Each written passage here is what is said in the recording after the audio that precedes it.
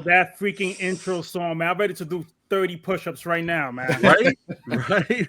What is going on? All my hopping mad movie maniacs out there. It's your boy, Preston Fat Samurai Guy, back again with another episode of Versus. That's right, the 56th episode. We brought it back just in time for the month of October. That's right. You know I'm hyped. 'Tis the season, the spooky season. That's right. And we have legends that are here, and one legend that's going to keep trying to pop in and out, but hopefully he can make it. The fanatical one, you guys know him, you love him, but up foist. You know, we got the samurai guy hangs out with the shogun. You know what I'm saying? And he has returned. Frankie Balboa, welcome back to the show, brother. Yo, thanks for having me, man, especially with these two amazing banging films. I hate you when you do this, but I think this is the most brutal one. But thank you for doing this, because I have a certain appreciation that I'm going to mention thanks to Rick's perspective over the years, because not only I'm the Shogun, I'm Rick's #1 fan. Yeah, I said it. I need a digital signature after this. There we go. Man. Well, it's always great.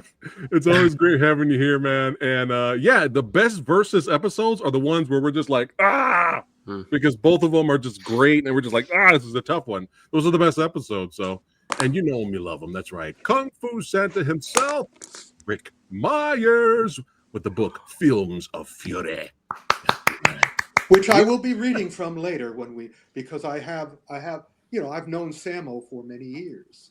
That's right. So he and I have talked about both these movies. That's right. The Book of Rick. He'll be reading from the Book of Rick. Reading from the Book of Rick. Yes, yes. And here he is, the Eric the Asian movie enthusiast. Welcome back to the show, brother. Thanks for having me. Yeah, always a pleasure. Loving your background. That's right. Yeah, got to get into the holiday spirit. Yeah, you're only missing some Masters of the Universe figures in the background mixed in. That's the only thing. You need some He-Man, some Skeletor back there. Yeah. Oh, yeah.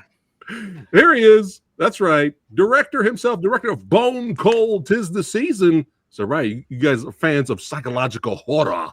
That's right, in action. Check out Bone Cold from Well Go USA. That's right, Billy Handsome Hanson. Welcome to the show, brother. Thank you for having me again, man. I'm excited. And I love that your favorite episodes are the ones where we all have the most inner turmoil. Yes. Arguing with ourselves. I love episodes like this because I can't go wrong. No matter what I do, can't go wrong. Right. Yeah. But let's see. We got here in the chat. Ozza was waiting already since 2:30. That's right. We appreciate you waiting. Sorry about that. Dustin Lewis throwing it up. Certified Badass channel member Jake Hall in the house. And Will. There we go. Mr. Vampire, my go-to movie for Halloween. That's right. We have two awesome action horror Hong Kong classics going head-to-head. One could consider, that it's the one that started the genre, that kicked it off. Some people could say that. Some other people could say with the other one that this one perfected the genre and created a iconic character at the same time. But we're going to get into it. Let's go ahead and jump right into it. Billy, the plot synopsis, baby. Let's do this. Which one are we starting with? First movie, Spooky. All right. That was the first one that came out.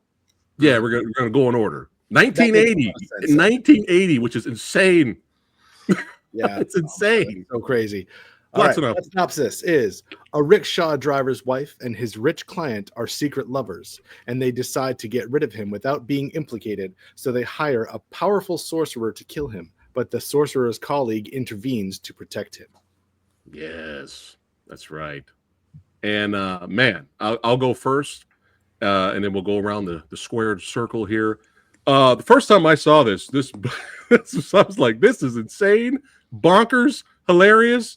And it has one of the greatest action finale wizard battles showdowns ever. I mean, you can go back farther, Rick, right? With The Raven, with Vincent Price versus Boris Karloff, right? You can have fun with that. You can fast forward to Saruman versus Gandalf if you want. But let me tell you something. If you're making a top 10 best wizard battle finale fights list, this needs to be on there. For some, this could be #1.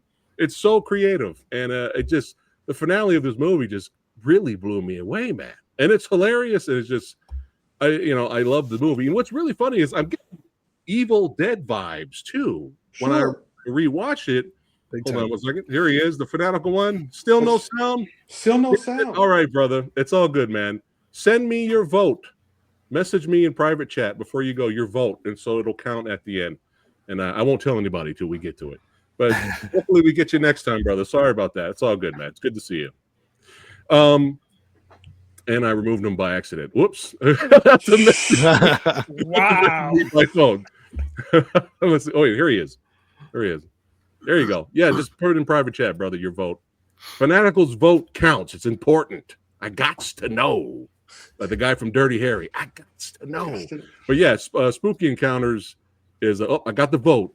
And by the way, now that you've done that, we risk hold a on. tie. We risk a tie. Ooh, that's right. If you hadn't used Fanatical He got Dragon, 6. something would have definitely won. But now with him, it could be a tie. All right. I blame you. Blame me.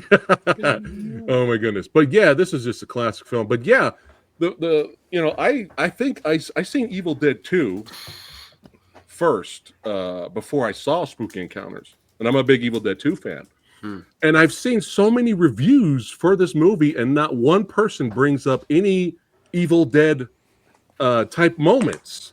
You have the scene in the movie where his fist gets possessed and kicks his own ass and even grabs his head and flips himself over. And when I saw Spooky Encounters, I was like, oh my God, it's freaking Evil Dead 2. Like, what the hell, man? Like, I would not be surprised if they were, inspired by Spooky Encounters. I wouldn't be surprised. Or it's just a hell of a coincidence. But nobody brings this up in their reviews. You have the mirror again. Nobody knows. Yeah, maybe. That's what we hear. That's right. It's so funny, dude. That was my first thought too. Was Evil Dead 2? Like, first thought. Yeah, when everything started, I was like, "Oh, zany horror action." Like that's exactly that's exactly where my head went. Yeah, that's hilarious. Yeah. I have Fanatical's vote. Ooh. I have his vote. All right. Yes. Well, so you won't see it till the end. We'll wait. We'll save it to the end. It's right. But yeah, classic movie, and we're gonna go ahead and move on. Balboa, thoughts on?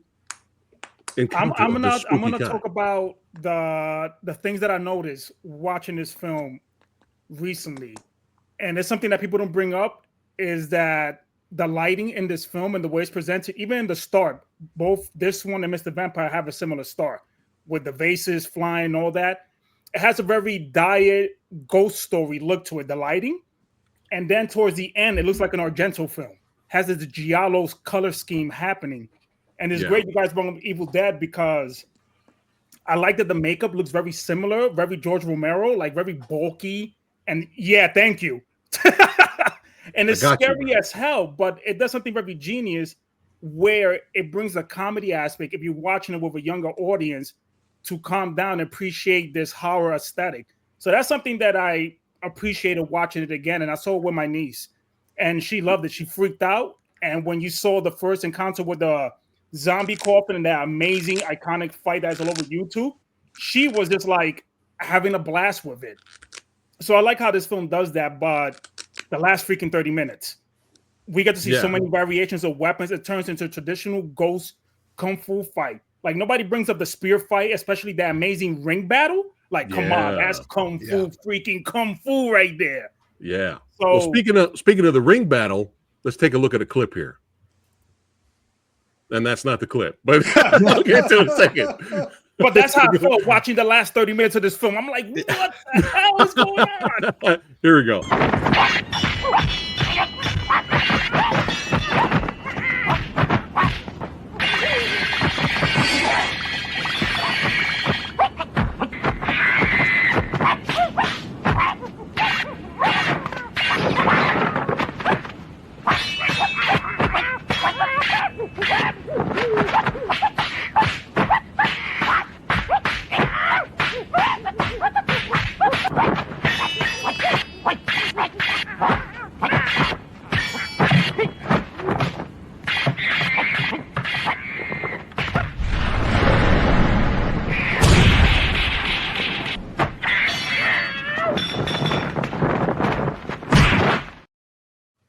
That editing, so that freaking edit. Look at these goosebumps. Hold up. 4K right there. Oh my Yo. god!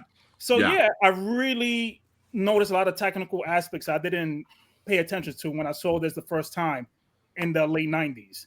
So yeah, this film is like at the middle part, it might not hit the comedy because regions do comedy very differently, Yeah. Yeah. but it's very sound and it's one of those films that rewards the viewer because it takes you one heck of a journey compared to Mr. Vampire, where the scope is more grandiose. Mm-hmm. This one feels Yeah. more like personal, like you're rooting for someone and you're like, look at this freaking dumbass right here. And then they come through. Because the characters in this movie, watching it again, it looked like a comic book. Mm-hmm. Everybody they're very exaggerated compared to you see a lot of the earlier wuxia films or even the Japanese, Gothic films. Yeah. So this one knew how to look at this. It reminds me of the 1960s right here. Mm-hmm. So this film is very well balanced for every audience, even though how grotesque the makeup looks like, it knows how to calm the audience down and have a great time with it. So I enjoyed it a second time around. I love this film now more than ever, believe it or not. Before I was like, whatever, it's goofy. But man, it's good. It's fun. Right. Just like all Chinese movies, the more you know, the better it gets. Yeah, look, I can't stop smiling, bro. Yeah. And I grew a mustache right now. Actually, no, that was the Dodgers 18th inning, but whatever, man. Yeah, Will beat me to the punch here, but yeah, that is Yoon Bu in I think it was the corpse as well, right? He was the mimicking vampire corpse, and I wouldn't be surprised if Yoon Bu played other characters too in makeup, because he's a legend. So, but that explains why the timing in this fight is so good, because it's fucking Yoon Bu and Samuel going at it. So ridiculous. But yeah, just Balboa's on point over here, just a classic. But you have the monkey, all the god deities. Once those were used, I mean, you get the Monkey King and all this, and then you had the childlike god deity Red Boy. Yeah, and that's why Samuel Hunk's like throwing fits and like acting like a little kid. There's so many layers because he's the Red Boy child deity. He got possessed as, so it's really funny. It's endless. It's endless. But let me stop talking, man. Let me stop. Yeah. Well, speaking of similarities, Frankie, like you were bringing up earlier, there's another similarity. Well, number one, this legend is in both films. Oh, then both, yeah. Len Qingying's in both films. But you also have both movies where the shop swindler scene comes in, where you have in Mr. Vampire you have the mixed up rice, and then in this one you have the mixed up eggs, right? So that's another little comparison. Yeah, my niece loved that scene when he's hiding on top and he has the eggs and they crack. Yeah, but yeah, just so good. Eric, yes, spooky. Well, yeah, this film, I would say early on, one thing I noticed is that the tone definitely does shift a little bit. Early on, this definitely has like that kind of like creepy old school vibe to it. Even like the first, confrontation when Sam was in that haunted house area, it's like a suspense scene for the most part, and it's like creepy and like Frankie mentioned, the lighting is really kind of has this old school, atmosphere to it that I really enjoyed. And as the film progresses, it's almost like the fighting escalates in terms of technical choreography. Yeah. So by the end, you're getting all this really great like head-to-head fighting with the various weaponry and stuff like that. And it's very creative stuff too. Like watching something like this, when I got into these, I guess this subgenre of film back in the day, it's, one of those things where I felt like I was watching a movie from a different planet, because it blends these things together in such creative ways. I'm like, I'm not going to see an American film that quite does something like this well, even if it does. So I really liked how you could get behind Sammo as well, his character. And I love Chung Fat in this movie. He's so entertaining. He's playing a hero.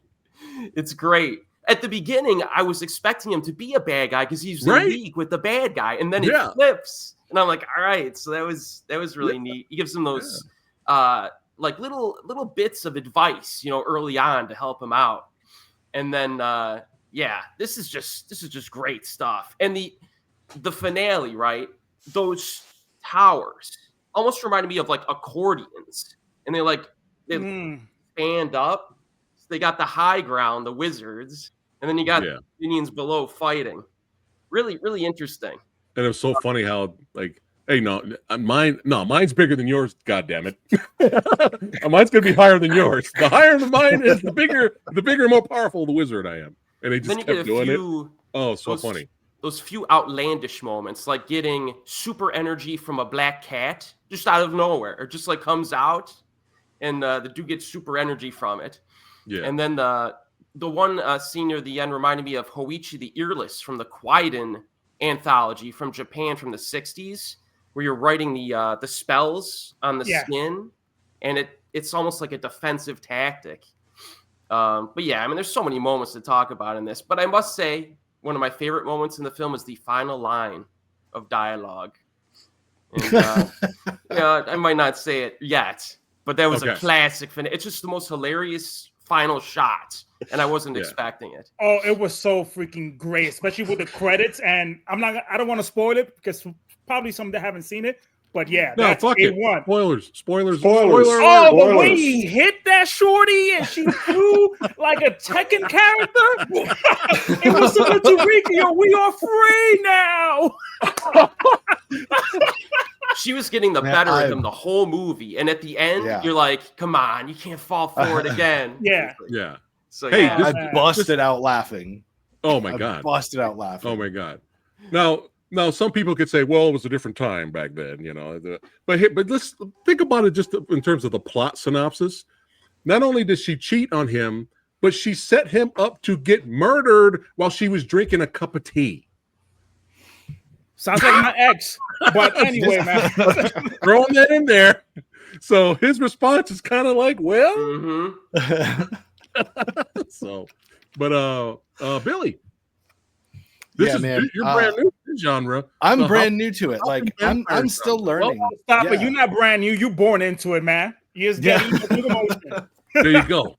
Well, I will say I wish I had seen more of this when I was younger, because I even in my 40s, I'm watching this and feeling like a little kid because I had so much fun watching both of these. But especially so I watched Encounters first, and I didn't quite know what to expect. I thought I knew what to expect. I thought it was going to be like silly, zany, over the top stunts and whatever. But man, I was like locked in right away. Just from how creative the visuals were and how striking the visuals were right from the beginning, when the scene where his friends are like pranking him and they're pulling this trick on him. Even the way they were shooting was so cool, and the stuff coming out of the mirror when the real ghost showed up. That's when I first thought, oh, it's Evil Dead, because the hand comes out and like yanks them back into the mirror. And that was so cool, man. Yeah, really did that. It was all just really cool, really clever filmmaking, and so visually striking that I was just locked in really, really, really quickly.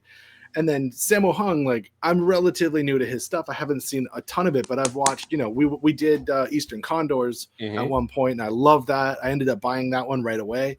And then I recently watched My Lucky Stars. And oh wow, look at you. Yeah. I'm doing my homework. But I love them, man. And this movie was no different. I loved it top to bottom. And I watched it on a day where I'm like, oh man, I got so much to do. I might have to pause it and get up and move around. But I was like, no one talk to me. I'm having too much fun, especially in that last 30 minutes of the movie. I was just like, no one talk to me. No one look at me. I'm having a great time. But yeah, man, I think one of the things I loved most about it was just getting into that magical system of how all of the magic works. And, like you guys were saying earlier, all of the little tricks and protections. And I was really struck by the scene where the evil wizard is trying to poke the doll, but it's not going through. And you see on set I know they're there with an air cannon shooting Sammo Hung's skin, but you can see the air pushing his skin. I'm like, God, that's so clever. It's so simple and so clever and so cool. And it just illustrates these ideas so perfectly. And I think that's one of the things about Sammo Hung and all of these Hong Kong movies that strikes me the most, is that they're able to get these ideas across in such a visual, interesting way. And it makes it feel so immediate, so in your face. And it's so engaging, and I just love it. And not to mention all of the fight scenes, of course, like are like eye popping. And so my 8-year-old son is just getting into this stuff too. He's just seen a bunch of Jackie Chan stuff, and he knows who Sammo Hung is. We'll get to Jet Li eventually. Yeah. Yes, but, reel them in. Reel them yeah. in. I got him now. But when I watched this, I was like excited for him to come home so I could show him some of the scenes. But he's still little. He's only 8. So like I can't show him the gross stuff or the scary stuff because he'll get freaked out. So I was watching the movie in little clips, and I was like, okay, right there. We're gonna stop right there. But yeah, man, it was just so exciting and funny and thrilling. And yeah, I loved the wizards just being on opposing sides of this one guy, and one of them standing for good, one of them standing for evil, and your kind of main dummy is right in the middle. And I just loved it, man. I had so much fun watching it. Oh man, you're warming my heart, Billy. You're warming my heart. And not only is this movie pre-Evil Dead, it's pre-Austin Powers. There you go.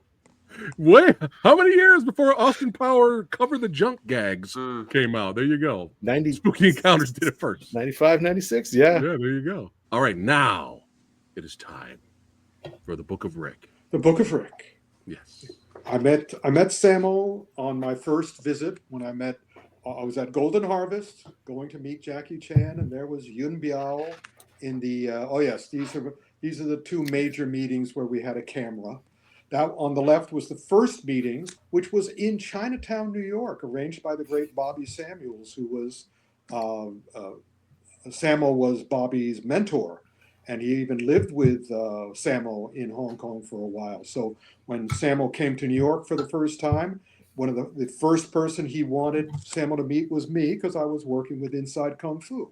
And the second time is when I introduced F.J. DeSanto to Sammo at the Lincoln Center at the New York Asian Film Festival. But then I've talked and met with Sammo without cameras many times, and also, of course, wrote about him in the Book of Rick, where at the same time, he created all of this at the same time. At the same time, he conceived The Prodigal Son, which many people consider his best directed movie. He also came up with the brainstorm of HAM, which stands for Horror Action Movies. And this is a quote: "Since I was a small boy, I heard all kinds of ghost stories from my mother and my master in the Peking Opera School. All the old people told me all these great stories of the supernatural until I became afraid of the dark. I still am."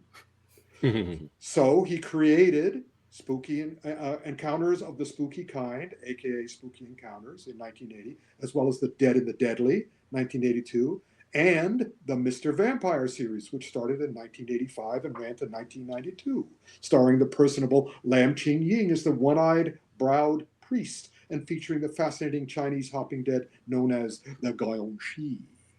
And that's as far as I went. Then I went into Sammo's specific style of fight choreography, because he wanted to differentiate himself from Jackie and everybody else, and he does brilliantly. In fact, his stuff is more pure fights because Jackie made everything more rounded as a movie experience, while Sammo had his own issues. But be that as it may, so let's go into Spooky Encounters. I'm wearing my only Sammo shirt. I have a variety of Jackie shirts. This is the poster from Warriors 2, and Sammo's down here, I believe. Yeah. There's Sammo. He's around this liver. So, in any case, yo, yeah, I just got an idea, Rick. Before you continue, no, Warriors 2 versus another movie. We have not had Warriors 2 on versus yet. Oh, you really should. It's great. So we'll discuss when we're done here. All right, we'll discuss. But be that as it may, Spooky Encounters. I saw it when it came out. I did not see it in Hong Kong. I saw it in New York's Chinatown at the Music Palace Theater when it came out. What was great about the Music Palace Theater in New York's Chinatown is that they had their premieres at the same time as Hong Kong had their premieres, because they were all these films were being distributed in all these places at once, Hong Kong and Chinatown, New York Chinatown. And of course, they were widescreen, beautiful brand new prints with 2 subtitles, one for the English and one for the mainland Chinese. And so I saw it in its pristine state. I didn't see it in a jumpy bad print with editing and not bad dubbing. Actually, the Hong Kong dubbing is some of the best ever because it was done by the Hong Kongese. The translations and the dubbing was done in Hong Kong by Chinese. And as such, so I was, when I later on, when I found out the translations, I found them remarkably accurate because everything else that's usually been dubbed in America by Americans, again, limited knowledge of the culture, limited knowledge of, and also in the case of Weinstein, who wanted to destroy these movies, purposeful sabotage. So be that as it may, it's great to have been able to see it in Chinatown. And also at that time, I was the only Guaylo in the theater. The rest was all Chinese, so I got to not only hear the Chinese language, just again, if you watch a Japanese or Chinese movie with dubbing, you lose half of the power of the film because the voices, the Japanese and Chinese language is so beautiful and so poetic and so effective. And they have rules and regulations for how the women speak and how the men speak and the cadence of everything. And if somebody's evil, they speak one way. If somebody's noble, they speak another way. It's just you get all this information that you don't get with a dubbed version. So be that as it may, I got to see it. And also I got to hear because at the Music Palace, there was always families. I didn't go in the evenings because that was always mob. When I saw Drunken Master, I had to go in the evening with Larry Hama, and we were standing in the back. I was able to come into New York at any time and watch it any time. So I would always see the first show of the day when it was the most sparse. So we usually would have families. We would have grandmas and the grandchildren, almost never the working parents, but everybody else. And it was great because the grandparents would always react the way they used to react before the movies when they would have these traveling Peking opera troupes coming to each of their towns.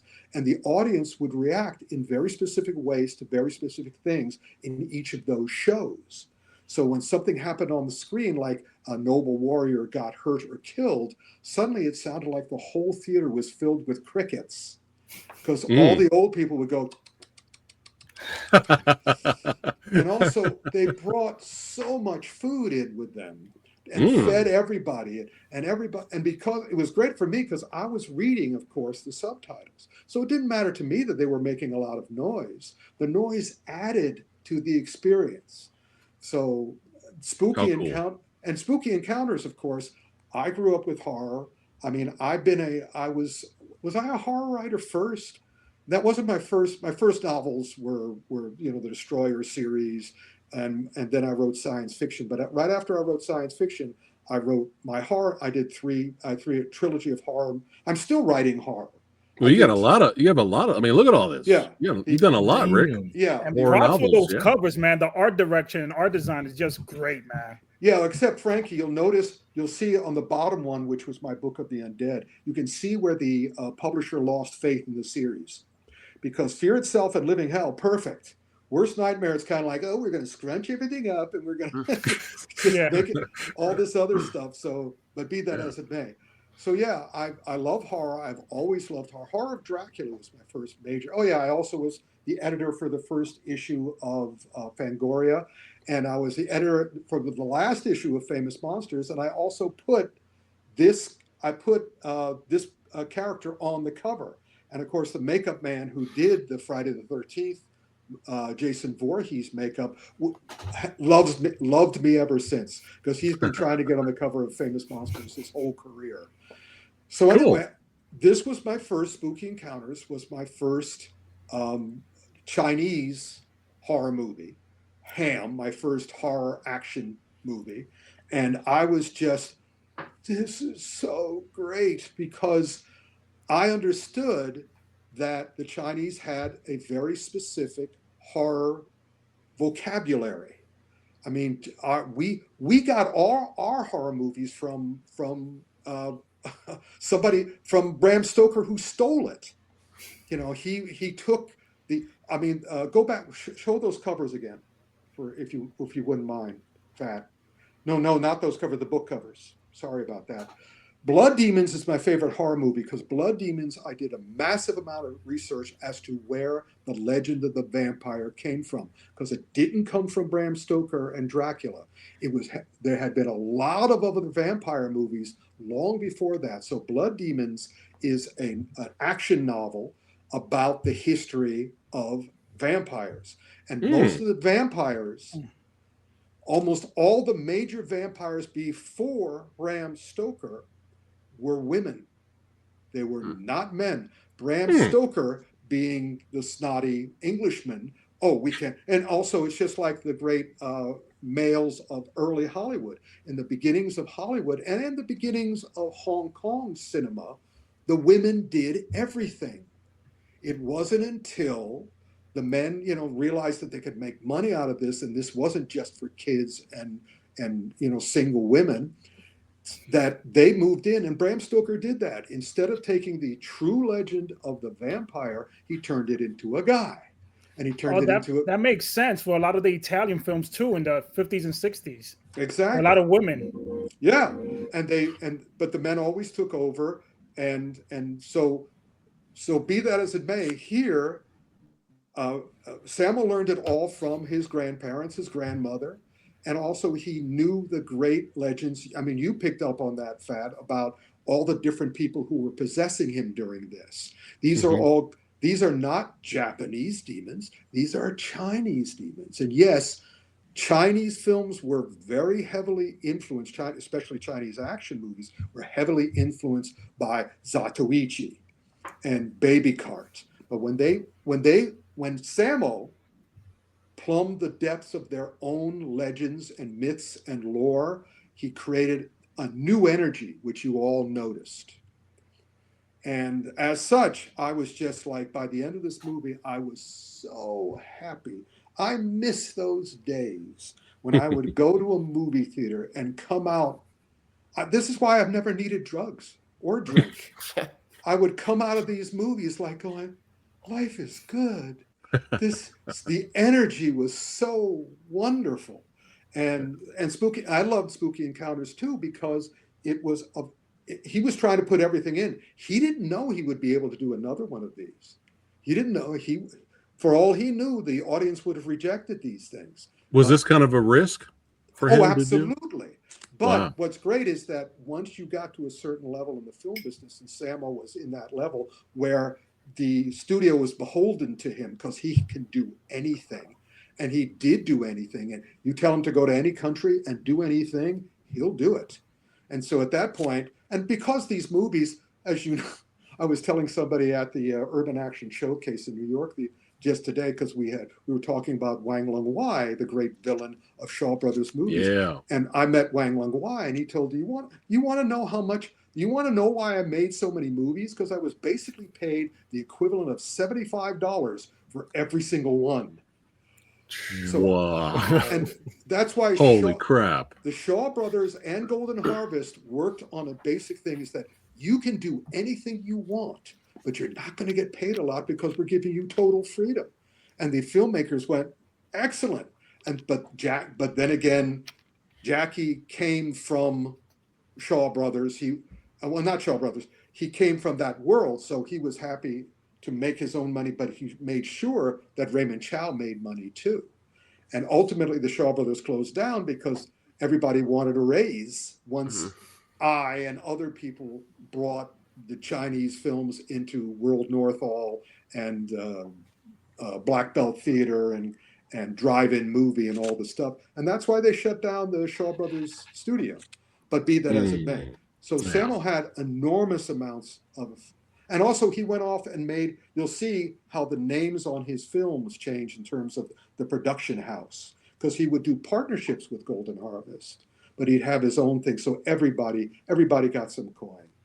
But this was a spectacular, invigorating, exhilarating film.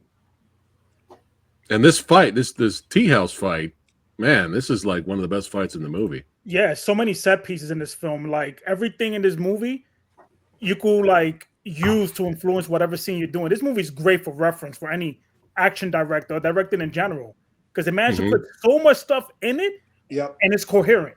That's really difficult to do. Because it's based on their lore. He's not going to fuck with their lore or their legend.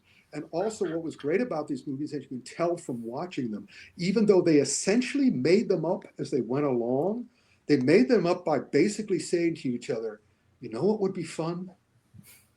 And of course, the picture you just saw, Lam Ching Ying, there he was. And Lam Ching Ying was one of the, there he is. There's one of the great stuntmen of all time. Yeah. And he was so, and all of them grew up in the Peking Opera. So basically, when they looked at each other on the set and said, you know what would be fun? They knew how to deliver.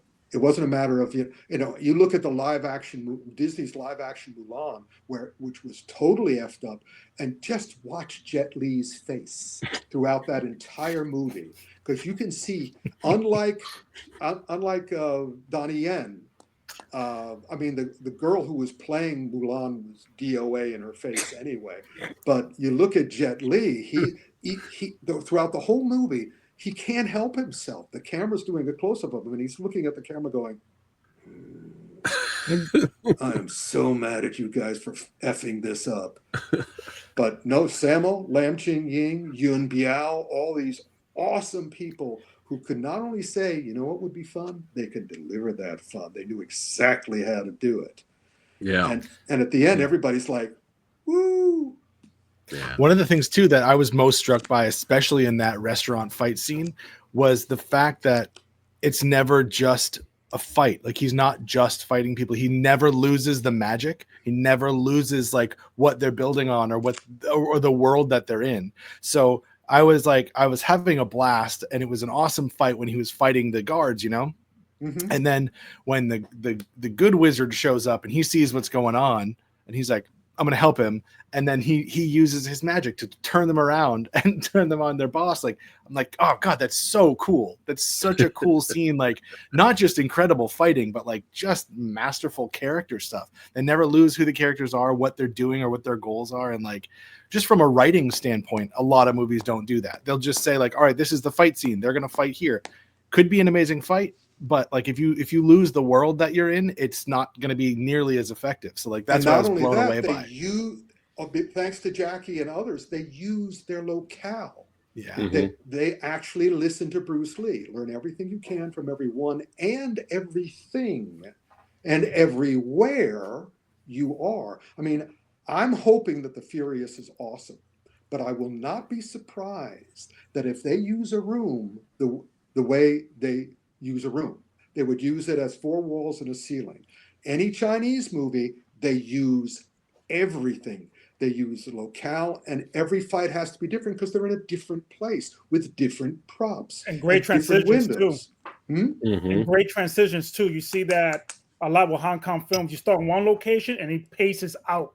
Like, they know how to use the environment, like Rick says. And like I said, until I've actually discovered, I looked for Kung Fu in America from 1978 to 2000. And I couldn't find it. I found judo, I found karate, I found taekwondo. I found people who said they were teaching Kung Fu, but they weren't. It wasn't until I went to Taiwan in 2000 that I discovered Kung Fu and I took it. So the more I learned, if I wrote my books now, it would be completely different, because not only do I realize now that they use all the location, every single one of them is using a different legendary technique. And it's like they're speaking different languages. And I could see how and each one is defending themselves in a different way, depending on how they were taught and what they were taught.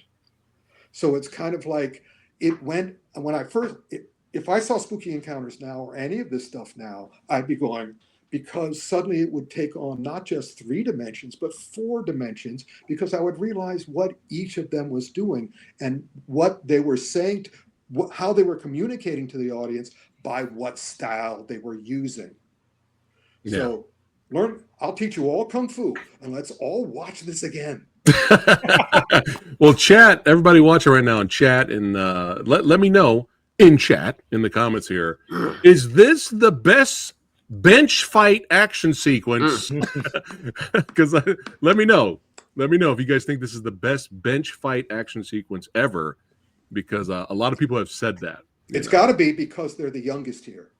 They have this. Yeah. They have the I agree. here. This is the best one. You see other films, you could tell this one set the template. You saw it in Wing Chun. You saw it in Iron Monkey. You saw it in Once Upon a Time, and this one is way more grounded, way more intense. And the editing, it's Sammo Hung at his peak, bro. He set the template how to edit fights for the prodigal son, and he. And let me calm down. Let me calm down. And once he does something once, he doesn't want to repeat himself. Exactly. Which is a shame in a way, but at the same time, this movie is him. This is Sammo Prime, and also the other thing that I get to feel now, because that's the one thing. And remember, badassery is fine, but it's fists and muscles. Kung Fu is energy and empathy and emotion. Energy and emotion is Kung Fu. So now when I go to see these movies, I feel that coming off of them too. It's different than any other style. Look at those shapes. Look at those awesome shapes. Love it. Yes, so good, so good. We could talk about this one movie. Well, we are. I mean, we're also. I'm also talking about Mr. Vampire, but Mr. Vampire is more of a mythical horror, legendary movie than Spooky Encounters, which is a kung fu horror movie. Yeah. And Will says the young master. There was a good bench fight between him and. But I still think Spooky took it to another level. But now. Mr. Vampire, 1985. Eric, plot synopsis, sir. All right. I got one fired up here. Master Kao is a Taoist priest who performs magic that maintains control over spirits and vampires. Together with his inept students, he accepts an assignment from a wealthy businessman to move the deceased father from his grave in the hopes that it will bring more prosperity to the family. But realizing that the corpse is a vampire, he attempts to prevent it from awakening, but unfortunately, it breaks out and starts killing people. Oh, man. This is a nice little fun fact here. If I can bring it up here from Will. Can you guys see what Will's comment there? Not yet. There it is. Yeah. Because of the Mr. Vampire series, the Zhengxi hopping vampire grew to some popularity in Japan and inspired the creation of the character Xianko to the Capcom fighting series Darkstalkers. Oh, look at that. Also known as in Japan, the actual title is Vampire Hunter. Let me show you. That's right. You're right. Vampire Hunter, the girl with the giant claws. Yeah. That's a great fighting game series. Uh-oh. A second. I should have gotten this before. Hold on. I got to put on my headphones just a second. And the fanatical one's still with us too. He's still Guess with where us. I got this? Guess where I got this? Japan. Exactly. Wow. These are. I couldn't find these in Hong Kong. These were not in Hong Kong. It wasn't until I went to Japan I went, holy shit! And they went, yes, we love these things. How cool! I actually had this on my car for a while. That looks pretty amazing. And so it's like when I'm driving, I was going, I better take this out of my car because I'm afraid it's going to attack me. So anyway. But yeah, Mr. Vampire, when I watched this for the first time, I was just like, this is just so much fun. And by the way, such a fun movie. One day the yellow thing fell off. And when I came into my office, I went, ah! I grabbed the thing and put it back on quick. Yeah. All right, talk about Mr. Vampire. Jamie, good to see you, brother. From the UK. All right, good to see you, brother. Well, thank you. Yeah, 20 years. 20 years. Thank you so much, man. 20 years she put up with me. Ooh, she's a brave woman to put up with me for 20 years. But yeah, classic movie. Just so good, so hilarious. And this character, that Lam Ching-ying plays, and this is his most popular character. And of course, he did sequels and stuff. He's just so much fun to watch. And what makes me like the character a lot is his annoyance from his little his underlings, his two underlings. He's just like, really, Like, what the fuck you guys do? Really? What are you got doing that now? angry parent, you know, like the third child did third child shit. You know, he's like, oh man, you know, that's him. Like, yeah. And you get a Yuen Wah bonus. Anytime Yuen Wah is the main villain, it's just come on. I mean, he is another legend. But yeah, great cast. And Frankie, believe it or not, brother, this movie was my introduction to Moon Lee. I did not know that she was a martial arts badass action hero yet. This is the first time I've seen her. And I was just like, oh, well, she's a sweetheart, wallflower type of character. And then the next time I see her again, she's beating the shit. Her and Yukari Oshima are beating the shit out of each other. She's doing nunchucks on the staircase. I was like, holy shit, she knows some shit. Oh my god, I had no idea. I had no idea that I was going to be a huge fan of her in terms of her being an action. was hero. Zoo Warriors. Me was Zoo Warriors. Right. Okay. Yeah. And great freaking times, man. I miss those bootleg tapes. But yeah, just a lot of fun moments. He has his two wards. Little fun gags here and there.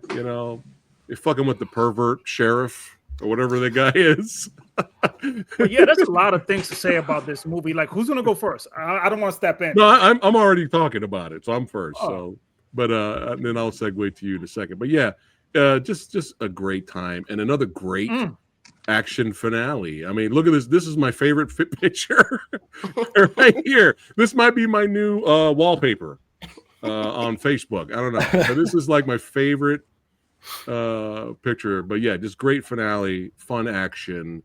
And just a great time overall. And Rick, I know how you were mentioned earlier, talking about the difference between really bad dubbing, English dubbing, and hearing the original language. It depends on the movie, right? Like if I'm watching Ricky-O, the story of Ricky, I'm watching it dubbed because it makes the movie more funny, right? But Mr. Vampire, for the first time, Rick, I popped in my Hong Kong Legends DVD. And I had it on. The only reason I put it on English dub is because I was multitasking. So I had it on the background to revisit it while I was editing and doing other things. And the dubbing in Mr. Vampire is hilarious. It's entertaining, but at the same time, you are missing a lot of what they're really trying to say. It's night and day. I tried to. I didn't have time to upload clips, but I wanted to so bad. But there's a scene where this guy, his teacher Sifu is trying to, trying to heal him and stuff like that, and he goes, "Well, just take me to a hospital." And Sifu says, "We can't do that. This is a low budget picture." Really? I was like, "What?" And then he puts the rice on the bed, and he's supposed to have him dance on the bed and just be energetic. The more he's not moving, the more he's going to get turned because he got turned by the villain earlier. So it's like he wants to stop the process. So in the English dub version, he goes, "Get on the bed," and he goes, "Why?" "Because it's in the script." Now get up there and start breakdancing. I'm not making this up. I was like, what? So again, it's entertaining in a way, but it kind of like cheapens what they're really. And it's insulting in another way. Yes, but I had to share that. That made me laugh. But yeah, just a great movie, fun time. Frankie, Mr. Vampire. Rewatching this again, I was like, oh my god! I know people spoke about the influence of this film through many genres all over Asia, East Asia specifically. But watching this again, I'm like, damn, Detective D with Andy Lau, like it's just to the T. And I looked at the year that came out, and it must have been the mid 80s in Hong Kong. They were like, it was joyful because you had this movie that feels like a drama with this mythical fantasy element to it with comedy thrown in, and then you have Chinese Ghost Story. That's Chinese Ghost Story came out in 85 again, Rick, right? If I'm not mistaken. Let me check. Maybe 87, right around there. Around there. Okay. So looking at this film that came out in 1985, and like I mentioned earlier, the first 15 minutes of this movie is very similar to Spooky Encounters, but it does something very different where it gives you that this is the world that you're gonna see throughout. It stay consistent instead of being a dream sequence. This is the world. This is the set pieces. So you got that journey element right off the bat, and you get introduced to different character arcs throughout the film. Now, the cinematography in this movie and the freaking music, bro, I need that soundtrack. I need that freaking soundtrack. And the reason I mentioned the whole drama aspect to it, it feels like that because you've seen so many things happening from the alchemy to the little bit of fighting and everything what every character is going through. But this film has a tempo that goes like this. Mm-hmm. And then it goes there, especially the last 20 minutes where it feels like a Japanese film when that beautiful woman is floating around while this guy's in his bicycle. Oh, it's like Gong Li's mother right there. You know, gorgeous woman. And I just love she is pretty hot right here. This is very similar to, I was like, God damn. You know, that's very similar to a lot of the ghost stories character in Japanese cinema in the 60s. That famous tale, like the Ghost of Ojiwiya, with the woman with the half face. Mm-hmm. There's so many different stories. Radiance Films has been releasing a ton of them. The different versions of that. Yeah, so, but while Spooky Encounters, I'm gonna get this out of the way.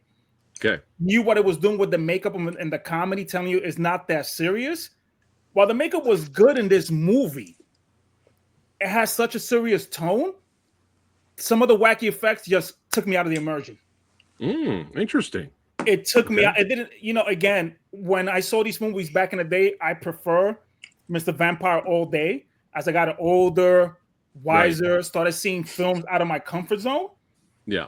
I ended up appreciating more what Spooky Encounters has done. This one, I appreciate it more from a technical aspect and what it introduced to everybody, because the film,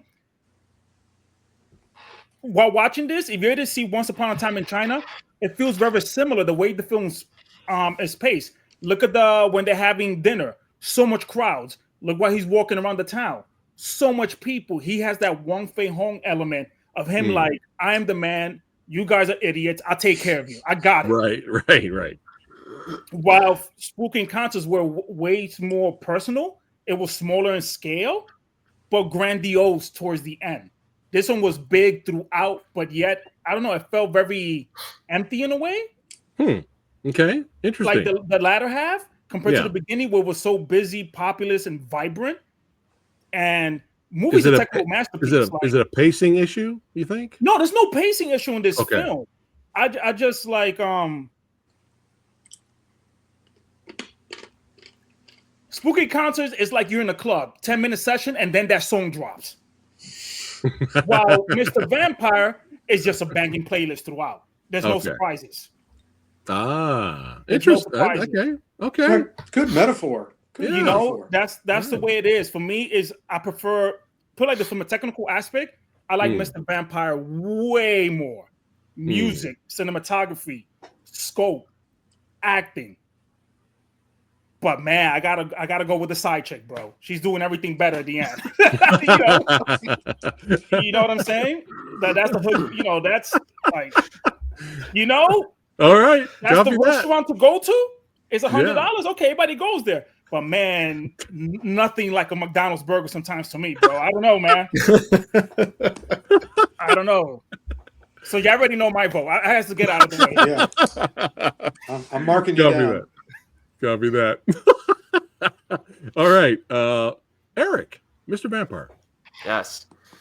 Well, no, we've been listing out a few similarities, and I know Samurai Guy already mentioned the food mix-ups, the intentional sabotage in regard to throwing in regular rice with the sticky rice, or the duck eggs with the chicken eggs. Both movies have remote control, like controlling people remotely, using like spell casting and stuff, which I found really interesting. And both films have stuntmen that they set on fire. So anytime I see the dude getting set on fire for an extended period of time, I got to give props to the stunt crew in this as well. But yeah, a lot of the cultural aspects in this are really neat. Even near the beginning when they're going through, and you see the methods for keeping the corpses in control. You got to keep a candle lit nearby, right? You feed it, so to speak, with incense. You have to dab it on the forehead with some blood in order to freeze it. All these cool little nuances are so cool. And also some of the cultural aspects are really interesting when we see Moon Lee, and they're having that coffee event in the restaurant. I thought was really neat, where she intentionally drinks the coffee in an absurd way, and then her protagonists mimic it and embarrass themselves. I thought all these little cultural aspects are really neat.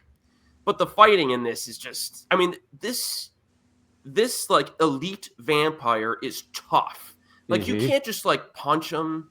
You can't beat him through conventional methods. You need some type of a very specific, magical, so to speak, way of, containing or destroying him and stuff. And that's really, I actually saw this movie before Spooky Kind, because I got to these movies in the mid 2000s when I really started getting into, Hong Kong cinema. Yeah. So this one, has a special place in my heart because I'm sitting there just shaking my head. Nice. And I can't believe what I'm watching right now. Yeah. And a lot of these movies kind of have that impact. But yeah, I mean, props to everyone that made this one. It's great. Oh yeah. And it's funny, even in the makeup, you can tell this is Yuen Wah. Oh man, Billy Beard looks more like him in that. Yeah, man.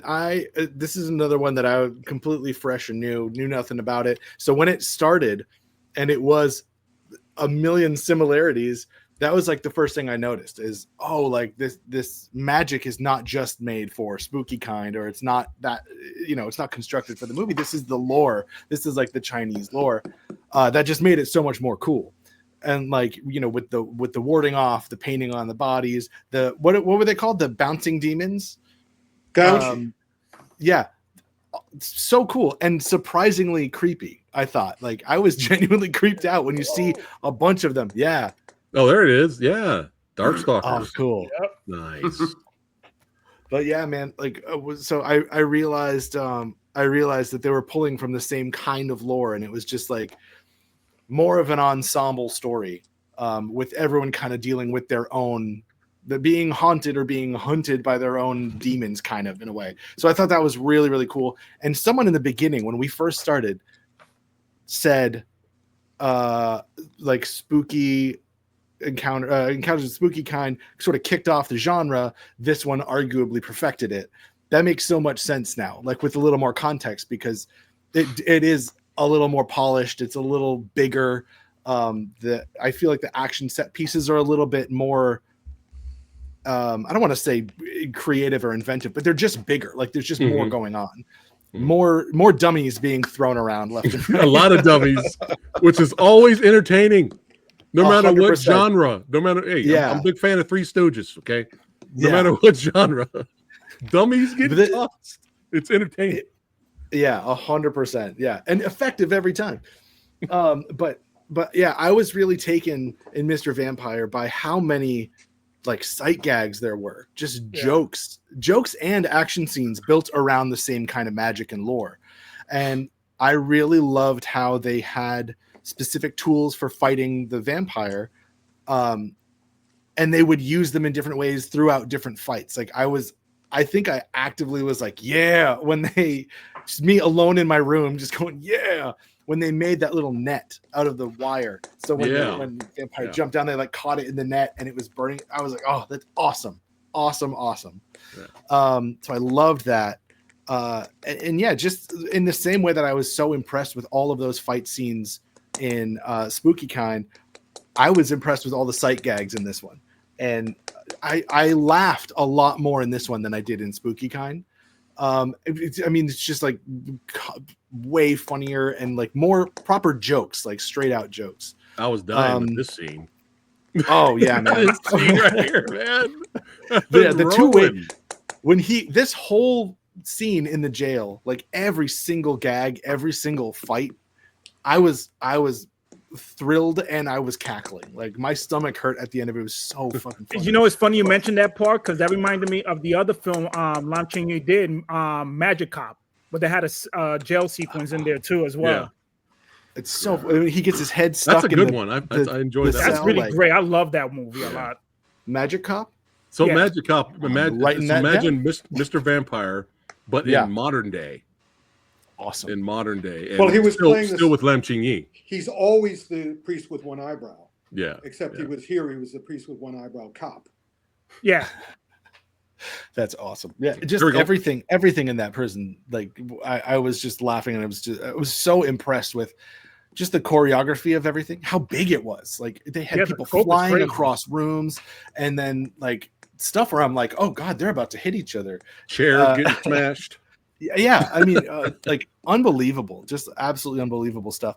But it really did feel like watching Spooky Kind first. This one felt like an amped up version of that.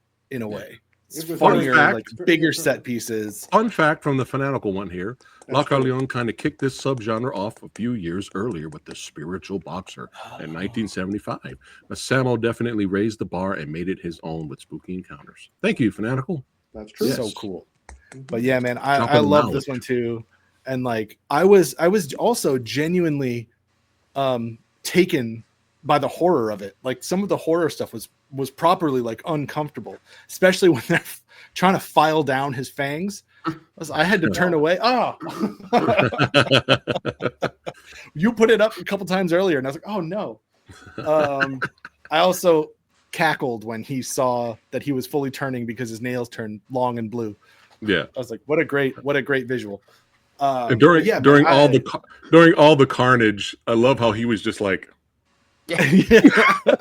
Everyone's flipping and fighting and stuff, and he's just in the background trying to catch up like this. It's so funny, man. But I'm glad you enjoyed it, Rick. Yeah, for sure. Okay. Your turn, sir. Well, I made you hated it. No. I'm kidding. In my last discussion, I unfortunately took the movie and put it in the wrong theater. Because the theater that I mentioned was actually where they showed all the Shaw Brothers movies. Where they showed all the Golden Harvest movies was the Sun Sing Cinema, which was beneath the Manhattan Bridge. And so it's a Buddhist temple now. No, it's not. It's a mall now. Oh, it's the mall. The Buddhist is on the other side. The Buddhist temple was another completely different theater called the Rosemary. That was the Buddhist temple. The other one where all the Shaw Brothers were is now a hotel, a multi-leveled hotel. But the Sun Sing Cinema was beneath and what was great about that is it was a larger cinema, it was more cavernous, and it had a pet cat. And when you go see them, and when you saw this, sometimes you're sitting there watching the movie and you feel something on your ankles, like because you figure it's a rat. When you look at it, no, it's a cat. That's why they had the cat.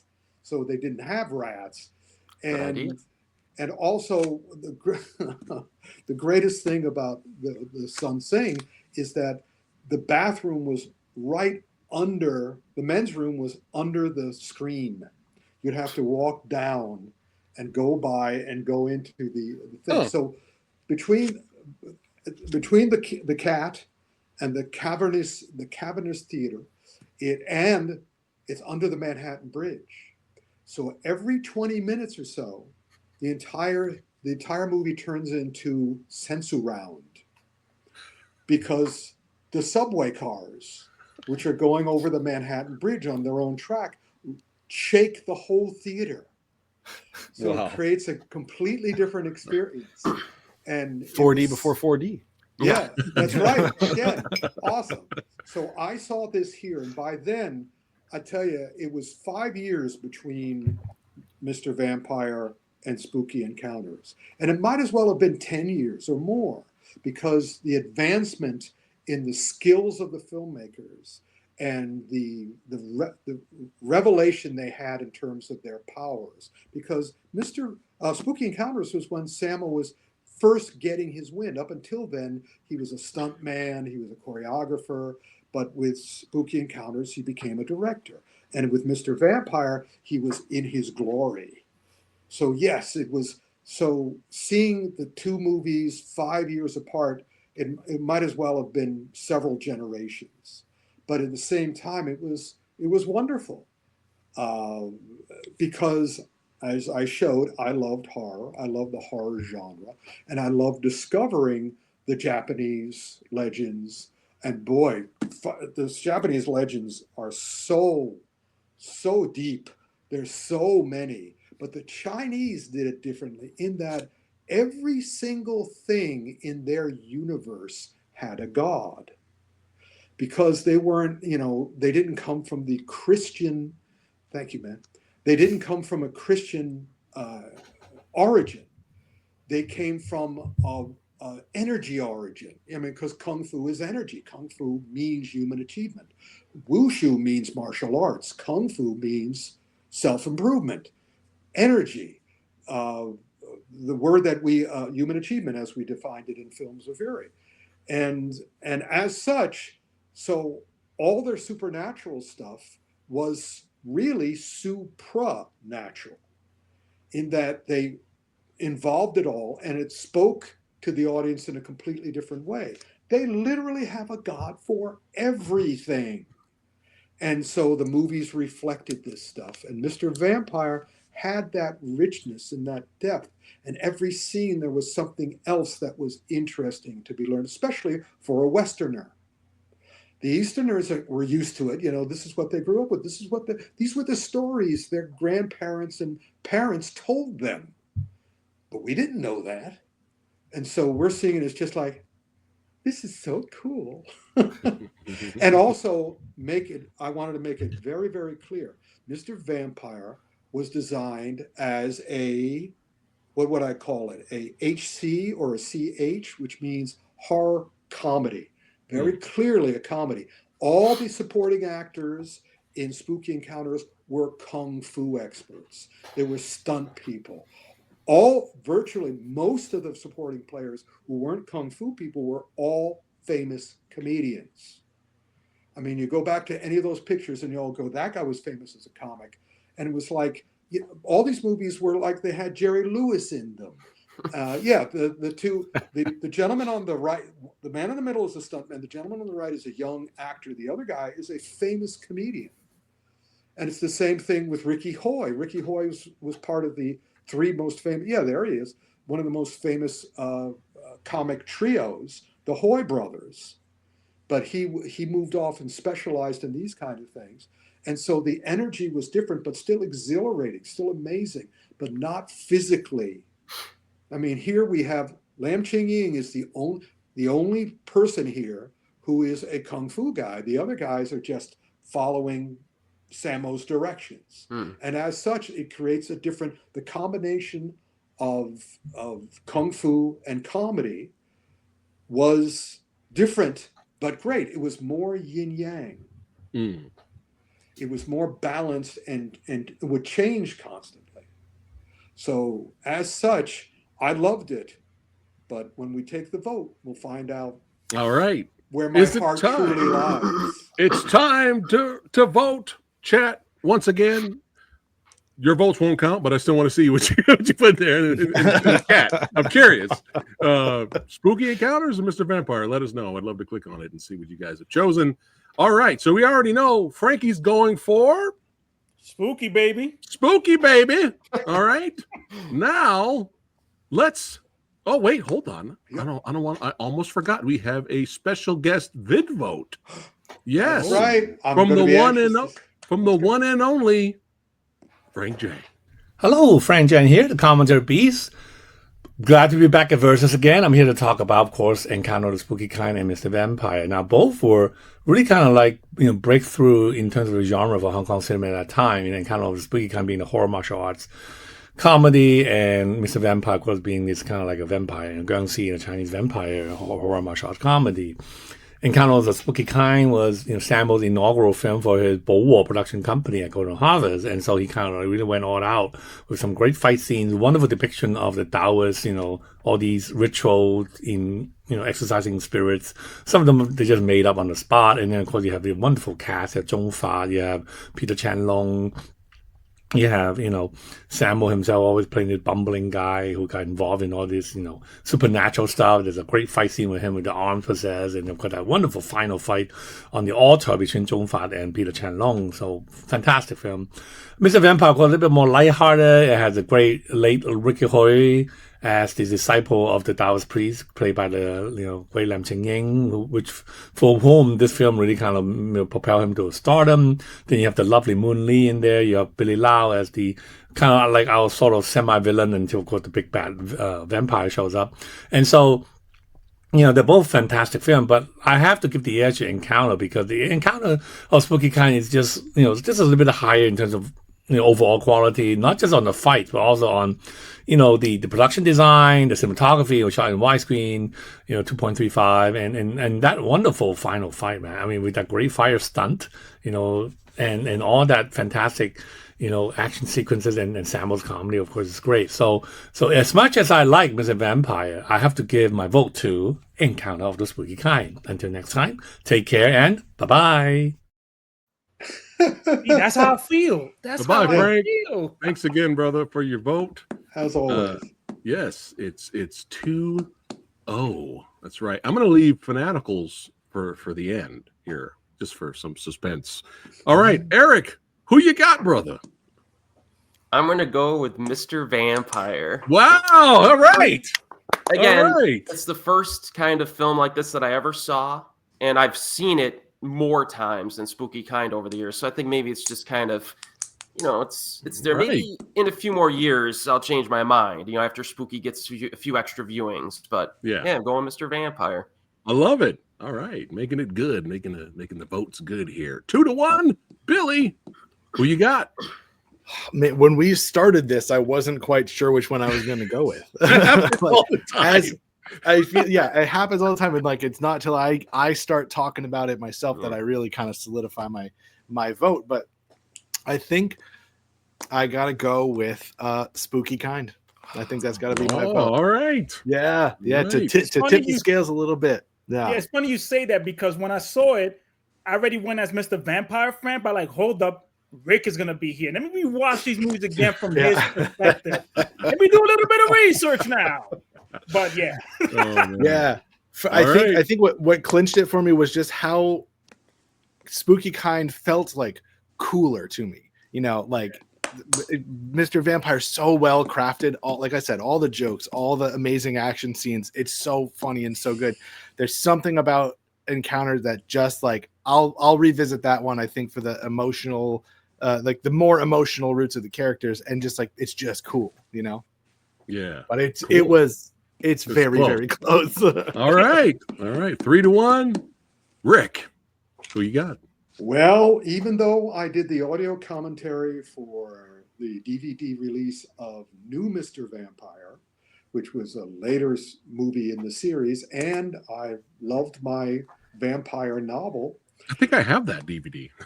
Oh well, check out my audio commentaries. I'm not the commentary beast. I'm the commentary beauty. So, Hey! so Frank and I together, we're the commentary beauty and the that's beast. great. So be that as it may.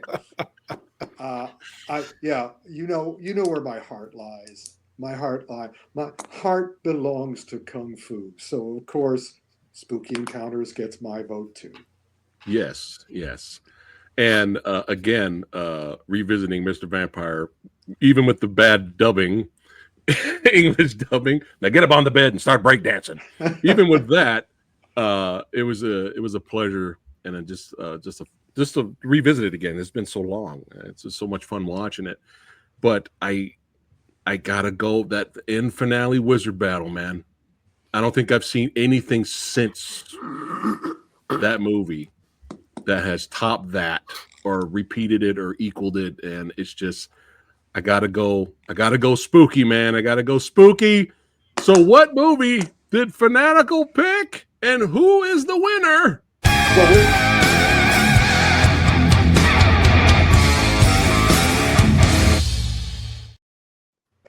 6-1. Right.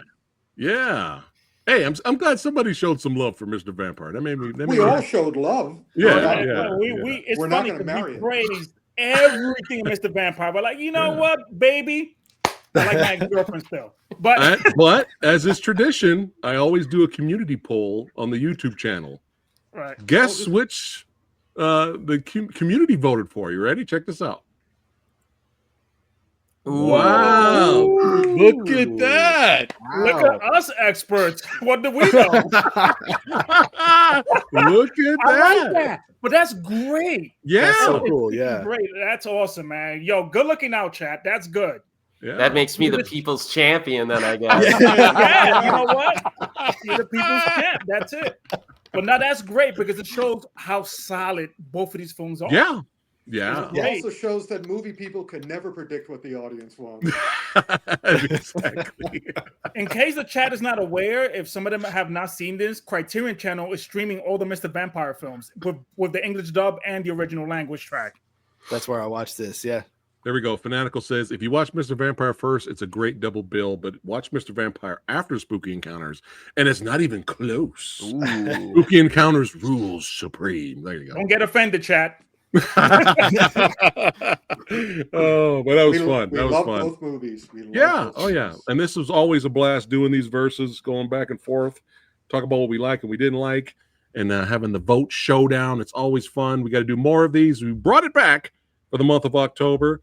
And hey, click on the links below in the description box of this video and follow all of these legends. That's right. The Shogun, Kung Fu Santa, Billy Handsome Hansen. Hey, he's also an author too, just like Rick.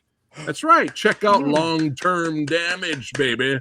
I need to Check give it props out. to Billy. If you guys have not seen Bone Cold and y'all begging for a Metal Gear Solid Kojima film, yo, check his logo USA release, bro. Like seriously. That's awesome.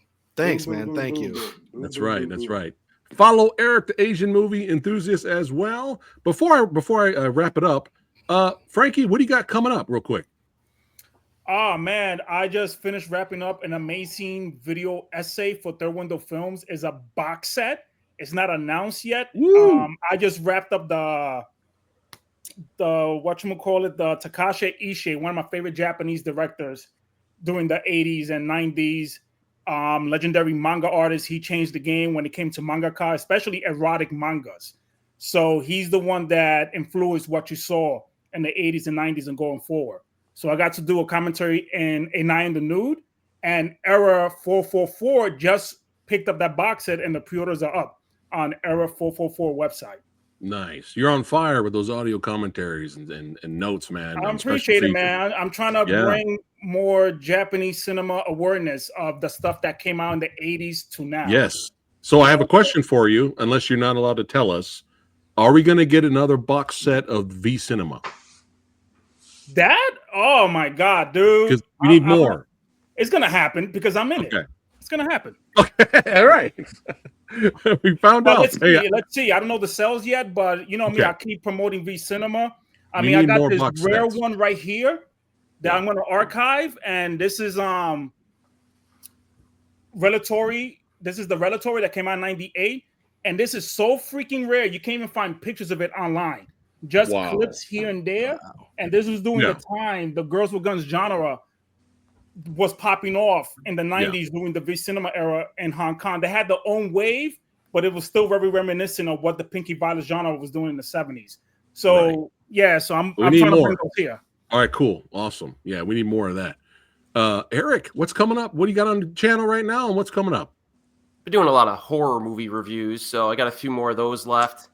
And then just get back to the usual stuff, a mix of everything, different genres. Yeah, always good stuff. Always good stuff. Hopefully, me and Eric can do more anime movie reviews too. Those were fun. Billy, I've been working a ton this year, but it's all stuff that no one's gonna see yet. It's all stuff that's like it'll probably happen next year. The big thing right now is I've got a movie that's getting very close, and we're aiming to Bone shoot Cold early next 2. year. Bone Cold 2, Uh, right? I wish it were Bone Cold 2. There may have been pitches for Bone Cold 2 already. But those are a little further down the line. Yeah. But yeah, I've got something that is hopefully coming up next year. We've just started attaching some people to it. So it's picking up steam, and hopefully I'll be in production very early next year if all goes well. Woohoo! And I should drop. There's a book that is out to a couple different publishers right now. I worked with another author named Paul Inman, and it's a collection of short horror stories that are all written by Stephen King Dollar Baby filmmakers. So it's all original stories from people who have adapted Stephen King's short stories to short films. It's a lot of. What's the name of the book? It's really cool. It's called Keys to the Kingdom. Nice.